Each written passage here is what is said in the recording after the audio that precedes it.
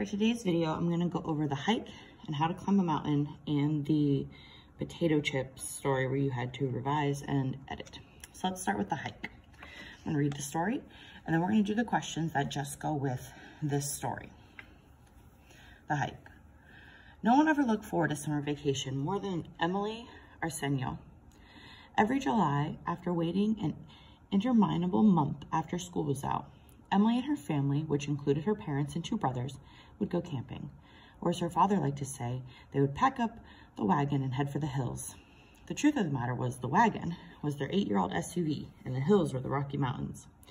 The trip was a tradition that began before Emily was born, although she was never quite sure how or why it had taken root in the Arsenio family. Her father, while one of the nicest people you'd ever want to meet, was not what you would call a mountain man. Setting up the tent alone could take the better part of a day. And even then, they were lucky if it didn't collapse on them with the slightest breeze. When Emily was little, having her family all to herself in the mountains was heavenly. However, as she and her brothers, Zach and Bo, got older, that began to change. Being stuck for a week with their parents was no longer their idea of fun. Zach, who had never been a fan of the whole camping experience, was the first to bring it up. Initially, he tried to be subtle. When that approach didn't work, he became a little bolder. Nothing personal, Mom, Zach complained loudly one day about a month before the trip, but I'm pretty sure that a week of forced imprisonment with only Emily and Bo for company is against the United States Constitution. Suppressing a smile, Miss Arsenio ignored her son's comment, but it planted an idea in her mind that she decided to discuss with her husband later that night. What if they were to have another family join them on their vacation? When the idea was disseminated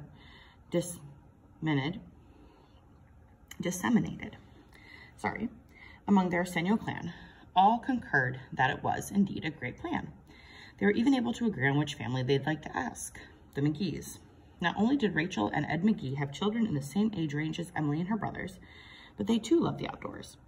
Emily knew this because she had heard Mr. McGee speak often. Actually, it was very close to bragging about his great adventures. In some of the stories, he was leading a group of explorers to safety along the Amazon.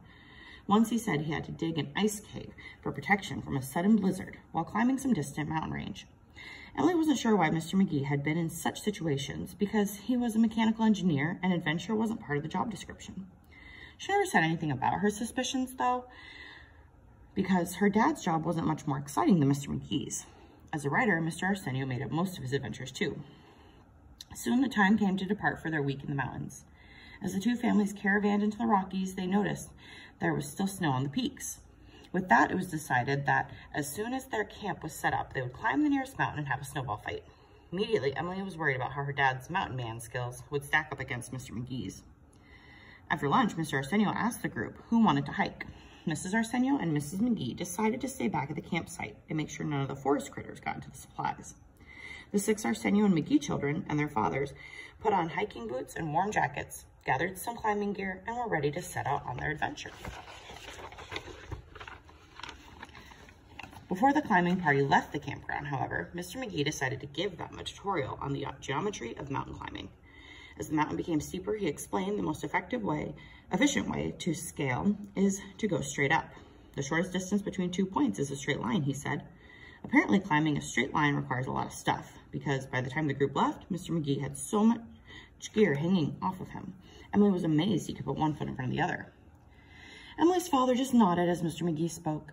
In all the years the Arsenios had been camping, he made it clear that the point of being there was to have fun. As Emily watched her father, she was pretty sure he wasn't having any fun. Once Mr. McGee had exhausted his knowledge of mountain climbing, the group set out. The first part was relatively easy, with gentle rises that were easily traversed. But soon, the easy parts gave way to rockier elevations. That's when the hard work began. Before Emily knew it, Mr. McGee was swinging a treble hook, aiming approximately 20 yards straight up the sheer mountainside and instructing the rest of them to pull themselves up the rope to the point where the hook held firm. They were then to throw the hook up another few yards and pull up again until they reached their destination. Mr. Arsenio looked at his children's faces, which were alternatively looking up and down the mountain, clearly measuring a distance a person would fall if the rope didn't hold. He knew what they were thinking, so he casually said, "You know, Ed, I think my kids and I will take the trail around the side of the mountain and meet you at the top." "Okay," said Mr. McGee with great hesitation, "but it will take you much longer, because as you know—" "Yes, we know," interrupted Emily's dad. "The shortest distance between 2 points is a straight line." Mr. McGee nodded and gave a small snort and began harnessing his daughter Megan into the elaborate climbing gear. "I tell you what," said Mr. Arsenio, "if it takes us a lot longer to get to the top, you and your kids should just keep going and we'll see you on your way back down the mountain." All agreed that is how they would proceed, and off they went. Before long, Emily, her father, and brothers were walking a challenging path up the side of the mountain. Along the way, they spotted an old mine shaft, which their dad wouldn't let them enter due to safety concerns, but just outside its opening, they saw something. Buried in the dirt behind some undergrowth was an antique button-hook boot. Though admitting he was no expert in such things, Mr. Arsenio estimated the footwear to be at least 100 years old. The Arsenio crew didn't tarry long at the mine shaft because they were concerned that the McGees would have already reached the destination, and they didn't want to have them wait any longer than necessary for them. As Emily and her father climbed further up the mountain, and her family climbed further up the mountain, the sun began going down in the sky. Almost 2 hours after starting the hike, the Arsenios arrived at the predetermined destination. It wasn't the highest peak of the mountain, but there was enough snow on it for a snowball fight. Now, all that was required was an opponent. They scanned the rocky bluffs around them, but Mr. McGee and his kids were nowhere to be seen. "They probably got tired of waiting and headed down the mountain a different way," said Mr. Arsenio resignedly. It was clear to Emily that somewhere in the recesses of her father's mind, he had hoped they would have beaten the other group to the top. "Let's start back," said Mr. Arsenio. But before they had taken a single step, they heard the sound of voices. It was the McGees, slowly pulling themselves by the rope up to the peak where Emily, Bo, Zach, and Mr. Arsenio were already standing. The Arsenio children were tempted to gather snowballs and surprise the latecomers as they topped the ridge. But Emily's dad made it clear that with one look, that he didn't approve of such an idea. She knew, as her father knew, that the length of time it took them to get to the top was embarrassing enough for Mr. McGee without getting a face full of snow too. Being the last person in his family to reach the place where the Arsenio family stood, Mr. McGee looked at them in a stunned silence before bursting into laughter. Although they got off to a rocky start, by the end of the week, everyone was having a good time. The summer camping trip was more enjoyable than ever, and both families had learned a valuable lesson. While it may be true that the shortest distance between 2 points is a straight line, it's not always the fastest, or as Mr. McGee added, the most fun. All right, let's go to the questions.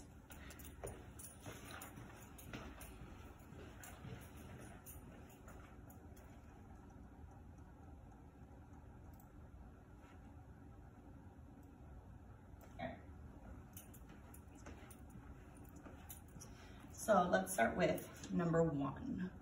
By having the story narrated from a third-person point of view, the reader may do what? So we have to think about what third-person is. So this is outside the story. So since we have someone outside the story telling it, a narrator, what do we get? Do we get to access the thoughts and feelings of one character? So we have to think about who we're following around. If you were here for that first benchmark we did, remember when it asked this question? Sorry, there's a bell. It asked this question about third person point of view, about who they were following around the story. Remember, it was Timo.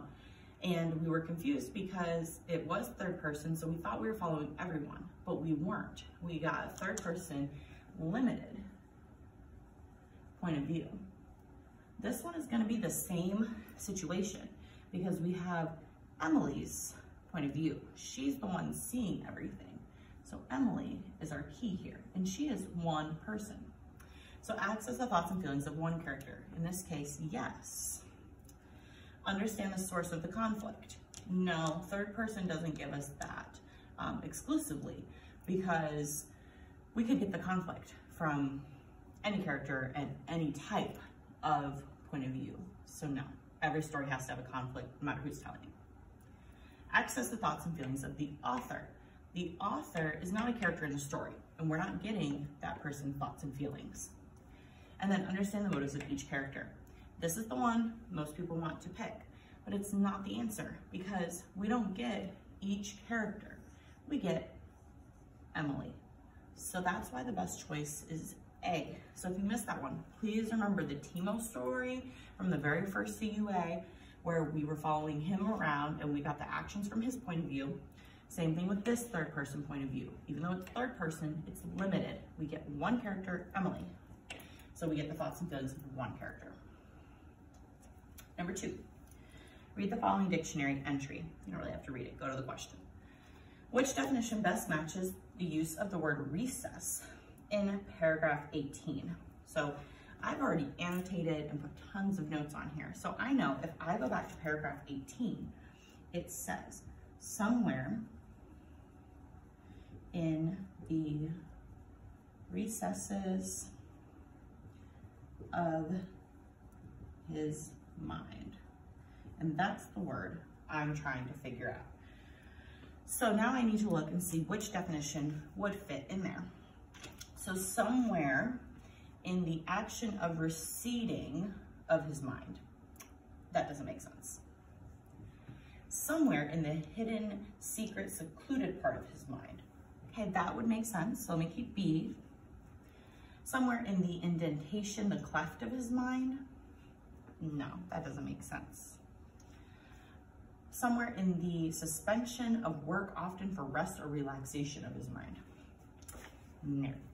So when you do it this way, you're pretty guaranteed to find the answer. So I would write out the sentence here, or you could flip back and forth, but try each definition in there and see which one makes sense.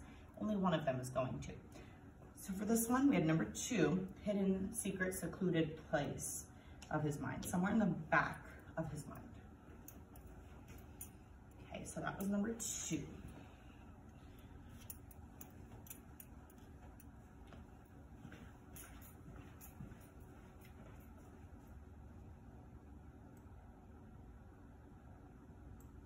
Okay, number 3.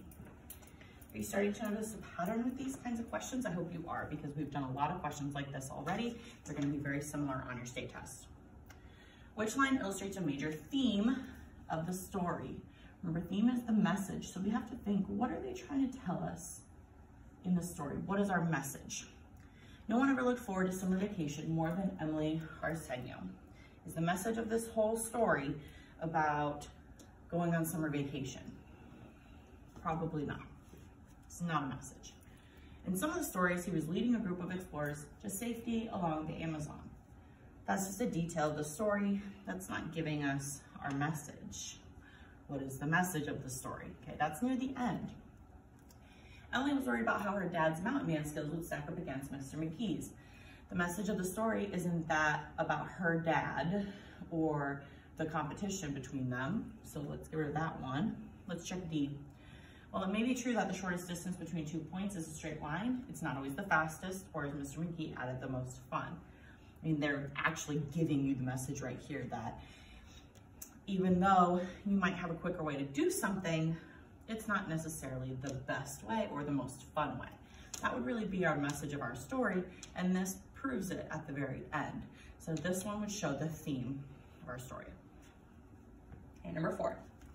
In paragraph 1, what is the effect of the author juxtaposing Mr. Arsenio's figure of speech against the family's literal destination of the Rocky Mountain? We need to remember what juxtaposing means.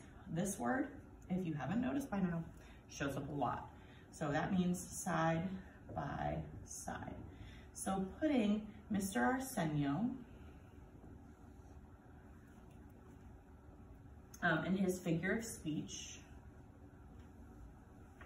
against the family's literal destination of the Rocky Mountains. So we're putting these two things side by side. So our figurative language and where they're actually going. So we need to know what it said there. So if you go back to paragraph 1, it says, as her father liked to say, they would pack up the wagon and head for the hills. Okay, so we have the wagon, and they're going to the hills. This is our figure of speech. This is our figurative language. Because that's not what they're actually doing. It says in the next line, the truth of the matter was that the wagon was their 8-year-old SUV and the hills were the Rocky Mountains. So SUV, Rocky Mountains, that's our literal destination.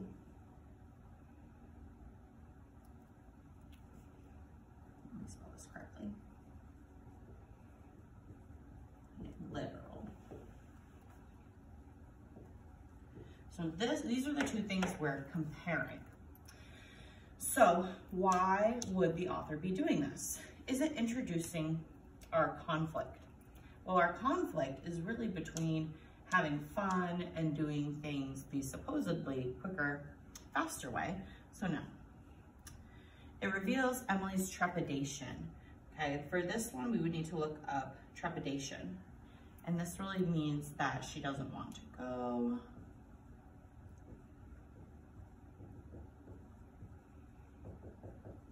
So does this reveal that she doesn't want to go?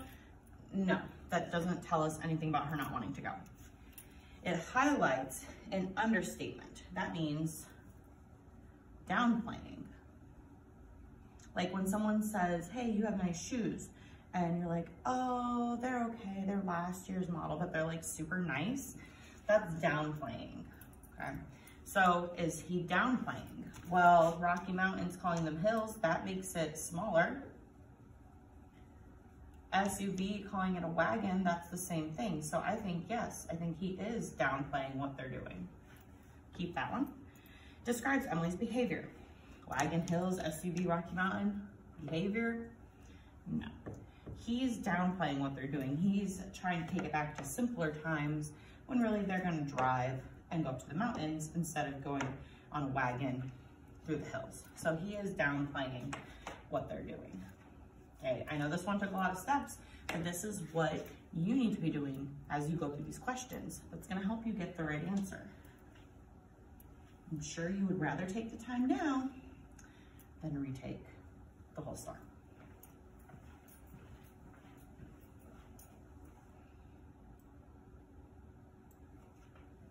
Okay, let's look at 5, 6, 7, and 8.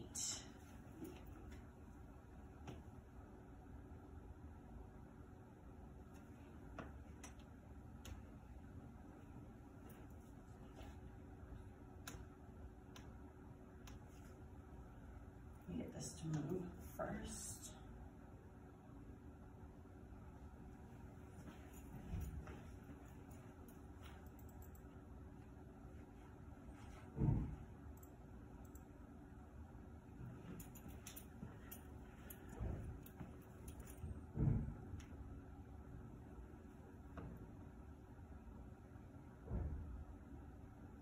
Okay. All right, in paragraph 3. Which phrase is an example of hyperbole in Zach's complaint? Sorry, you know, the board's doing weird things again.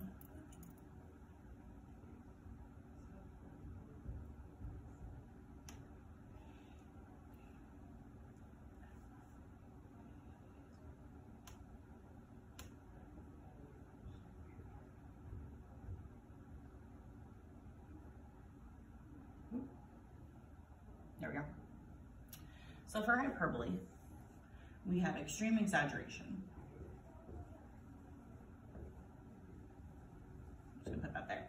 So which one shows he's extremely exaggerating? He says, nothing personal. I don't see anything exaggerating about that. He might actually mean that. Nothing personal, Mom. I don't wanna go. I'm pretty sure that's just showing that he's pretty sure. Forced imprisonment. Going camping with your family. Are you actually in prison? A lot of inmates might wish that they could be out camping. Only Emily and Beau. Okay, it doesn't show hyperbole.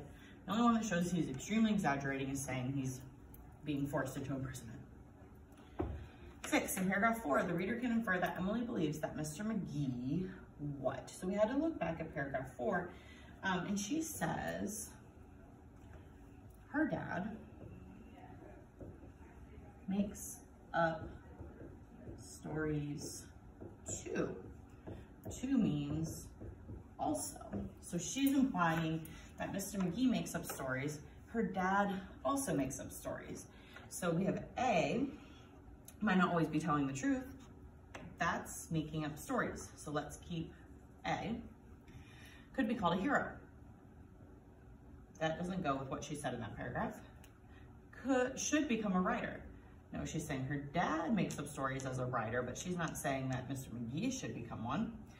And she's also not saying he's a great father. She's not saying he's not, but that is not in this paragraph. Her dad makes up stories also. So if her dad also makes up stories, she's implying that Mr. McGee makes up stories. So A is our best choice. 7, we have juxtaposing again, side by side. So by putting side by side the logical mind of Mr. McGee, so we have logic versus the creative mind of Mr. Arsenio, creativity. The author helps to do what? Does this make Mr. Arsenio the protagonist? No, he's just saying that these two men are different. It doesn't mean that one is good and one is bad, so no. Mr. McGee as the foil, as opposite characters. Well, logic versus creativity is opposite. We need to remember that foil, character foil, is opposite. So we could keep that one. Okay, so we don't have good or bad, but we do have opposites. Mr. Arsenio's failings as a father. This doesn't show any kind of failing, it just shows that they're different. Mr. Arsenio's superior climbing skills. No, because actually one got there more quickly than the other. So the best one is to show that they're a foil. They are opposite characters, not one is better than the other, but they are different. So that one's B. Okay, and let's go to the last one here on the hike.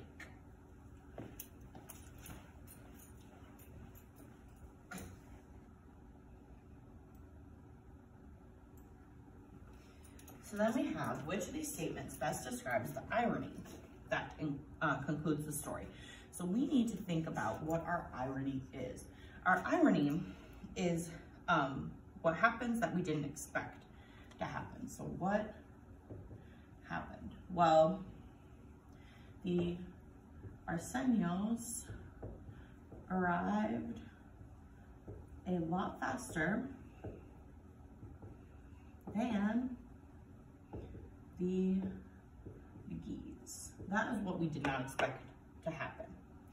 So which one shows that? Mr. McGee has a sense of humor. Does not show that they arrived slower. The Arsenios contemplated throwing snowballs at the McGees. Okay, that's what they had planned, but this doesn't show us what actually happened, what we didn't expect to happen. The McGees and Arsenios ultimately shared an enjoyable vacation together. It's a happy ending, but that's not showing us the irony. What did we not expect to happen? Mr. Arsenio reaches the mountain peak before Mr. McGee. Well, that's exactly what I wrote here without even looking at my questions. That is what we didn't expect to happen. We expected the McGees to get there a lot sooner because they were taking the quicker way between 2 points. So D is our best choice. I'm gonna make a separate video for the how to climb a mountain and then the double questions, because otherwise these videos get too long. So this is just on the hike. So go to the next video for the one on how to climb a mountain.